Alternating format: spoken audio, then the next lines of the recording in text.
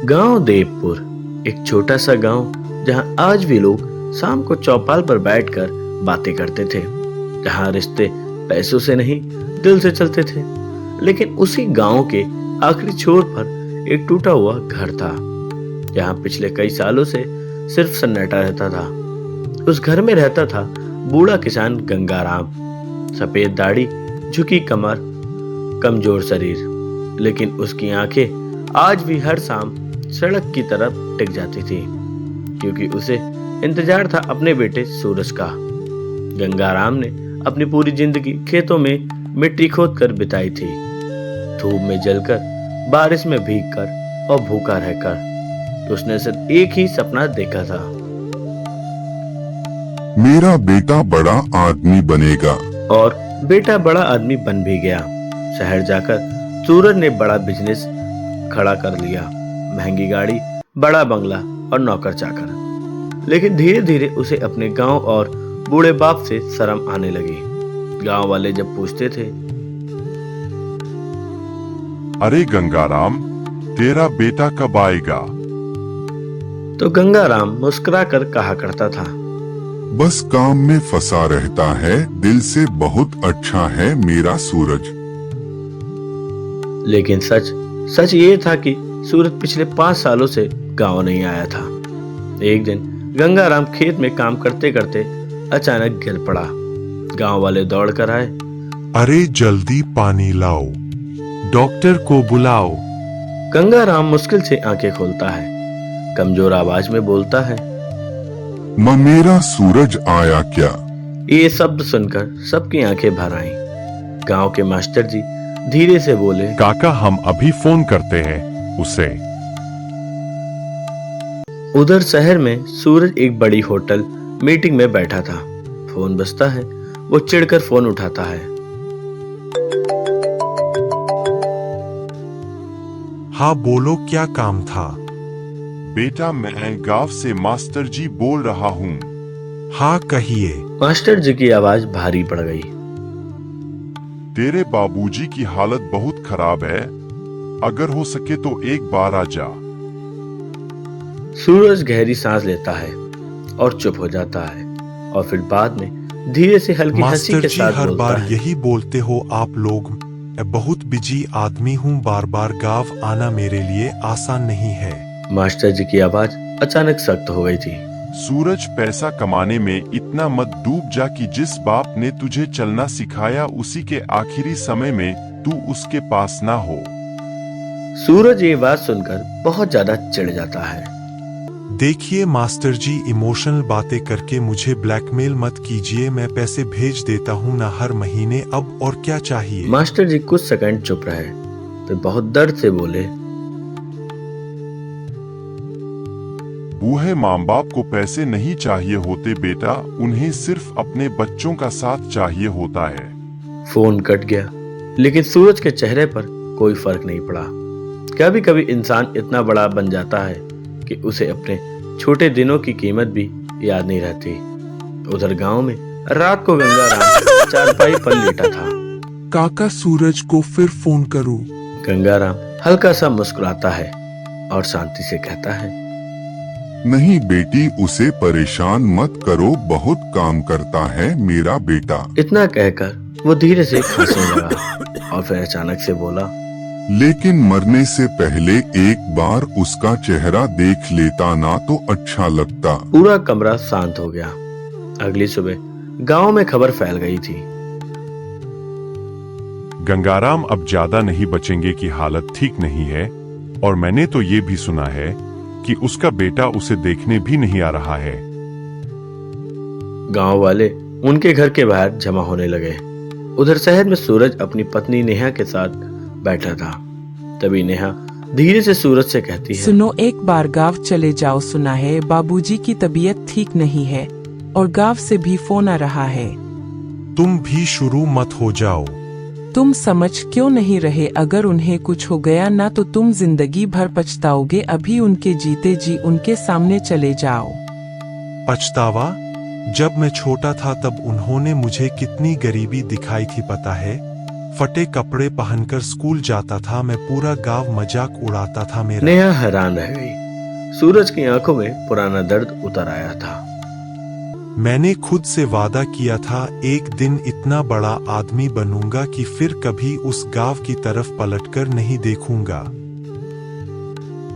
लेकिन उस गरीबी में भी तुम्हारे पिता ने तुम्हें कभी भूखा नहीं सोने दिया। सूरज नेहा की बातों से चुप तो हो गया था, लेकिन उसका अहंकार अभी भी बाकी था। तभी दरवाजे पर दस्तक हुई। एक गांव वाला लड़का खड़ा था। उसके हाथ में काका पुराना ने थैला ये था आपको और देने उसने के लिए कहा था। मैं गांव से आया हूँ, मुझे काका ने भेजा है। सूरज ने थैला खोला। अंदर एक पुरानी टूटी चप्पल, एक छोटा डिब्बा और कुछ कागज थे। सूरज ये सब देखकर बहुत ज्यादा ये चिढ़ सब चुका क्या था। है? काका ने कहा था अगर मैं मर जाऊं तब देना। ये सुनकर पहली बार सूरज थोड़ा घबराया। उसने डिब्बा खोला। अंदर एक पुरानी घड़ी थी। सूरज जैसे पत्थर का हो गया, क्योंकि वो वही घड़ी थी जिसे उसके पिता ने सालों पहले बेच दिया था ताकि सूरज की स्कूल की फीस भर सके। सूरज कांपती आवाज में कहता है, ये घड़ी तो नहीं छोटे मालिक, काका ने इसे बेचा नहीं था। उन्होंने रात को खेत में मजदूरी करके आपकी फीस भरी थी और ये घड़ी जिंदगी भर संभाल कर रखी। सूरज की आंखें भर आईं। फिर उसने वो कागज खोले। वो उसके बचपन की मार्कशीट थी।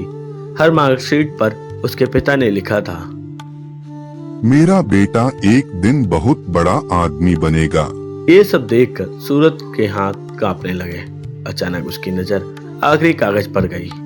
अगर ये चिट्ठी तू पढ़ रहा है ना बेटा, तो शायद मैं अब इस दुनिया में नहीं हूँ। मुझे तुझसे कोई शिकायत नहीं, बस आखिरी इच्छा है मरने से पहले एक बार तुझे बाबूजी कहते सुन ये लूं। पढ़ते ही सूरज जोर जोर से रो पड़ा। उसकी सांसें टूटने लगी और वो अचानक से चीख पड़ा। गाड़ी निकालो, अभी गांव चलेंगे। तेज बारिश शुरू हो चुकी थी। सूरज पागलों की तरह गाड़ी चला रहा था और बार बार रोते हुए एक ही बात बोल रहा था, कुछ नहीं होगा बाबूजी को, मैं आ रहा हूँ। उधर गांव में गंगाराम की सांसें बहुत धीमी हो चुकी थी। अचानक बाहर गाड़ी रुकती है। सूरज भागते हुए अंदर जाता है। उसकी हालत खराब थी। वो सीधे अपने पिता के पैरों में गिर जाता है। सूरज जोर जोर से रोते हुए कहता है, बाबूजी।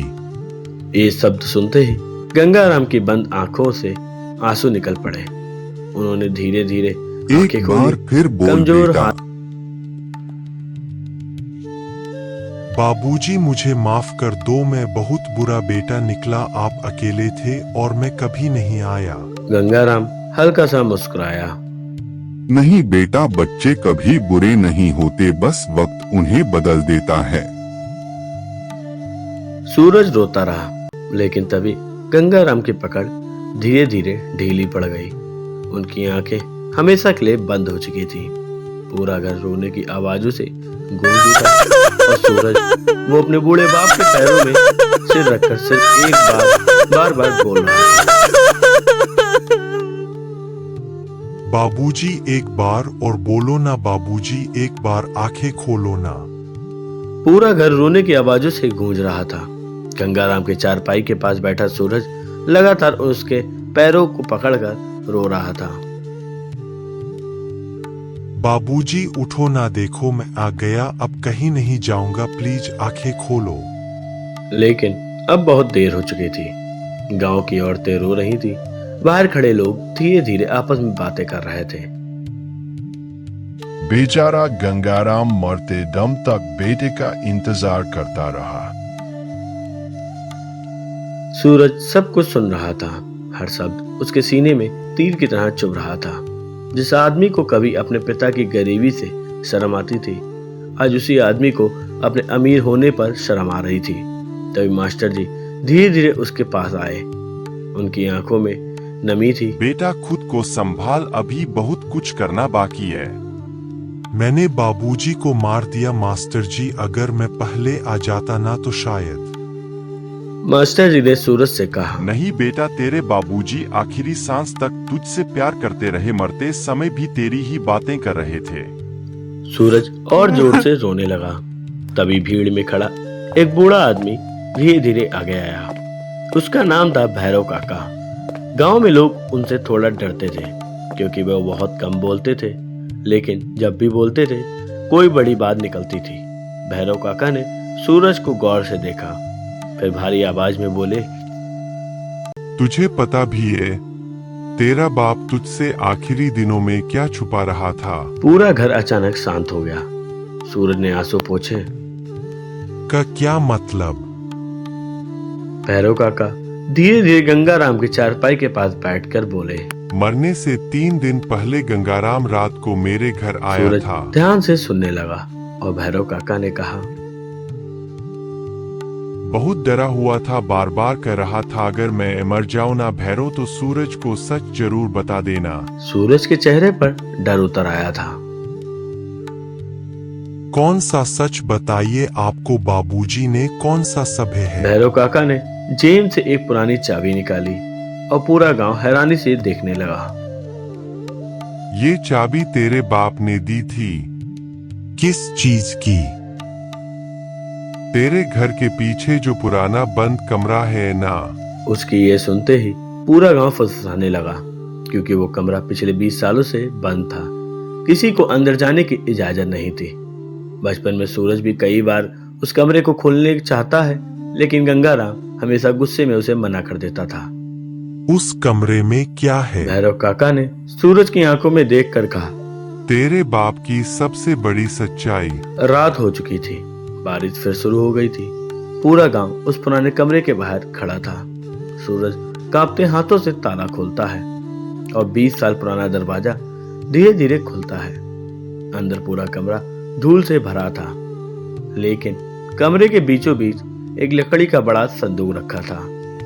सूरज धीरे धीरे उसके पास गया। उसका दिल जोर जोर से धड़क रहा था। उसने संदूक खोला और अगले ही पल उसकी आंखें फटी रह गईं। अंदर नोटों की बंडल भरे थे। पूरा संदूक पैसों से भरा हुआ था। गांव वाले दंग रह गए। ये इतने पैसे? तभी संदूक के ऊपर रखा एक लिफाफा उसकी नजर में आया। मेरे बेटे सूरज के लिए। सूरज के हाथ कांपने लगे। उसने धीरे धीरे चिट्ठी खोली। बेटा सूरज, अगर तू ये चिट्ठी पढ़ रहा है तो शायद मैं इस दुनिया में नहीं हूँ। मुझे पता है तू जिंदगी भर मुझसे नफरत करता रहा। तुझे लगता रहा कि मैंने तुझे गरीबी दी, लेकिन सच कुछ और था। सूरज की आंखें भर आईं। वो आगे पढ़ने लगा। 20 साल पहले तेरे दादा ने हमारे नाम 25 बीघा जमीन छोड़ी थी, लेकिन गांव के प्रधान और उसके लोगों ने धोखे से वो जमीन हथिया ली। मैं कोर्ट जाता, पुलिस जाता, लेकिन उन्होंने मुझे धमकी दी। उन्होंने कहा था अगर मैंने जमीन वापस लेने की कोशिश की तो वो तुझे मार देंगे। पूरा कमरा सन रह गया। सूरज की सांसें अटक गईं। उस दिन चिट्ठी में मैंने आगे लिखा फैसला था, किया मैं गरीब रह लूंगा, लेकिन अपने बेटे को कुछ नहीं होने दूंगा। सूरज के हाथ कांपने लगे। आंसू कागज पर गिरने लगे थे।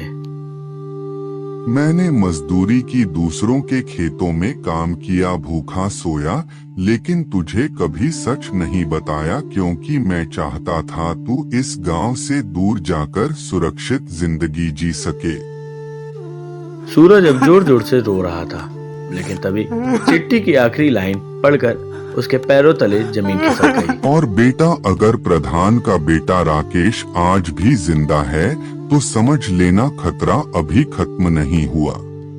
पूरा कमरा अचानक डर से भर गया क्योंकि उसी समय बाहर से किसी के हंसने की आवाज आई, धीमी। सब लोग घबरा कर बाहर भागे, लेकिन बाहर कोई नहीं था, सिर्फ बारिश हो रही थी। तभी अचानक घर की दीवार पर किसी ने लाल रंग से लिख दिया था, अब अगला नंबर सूरज का है।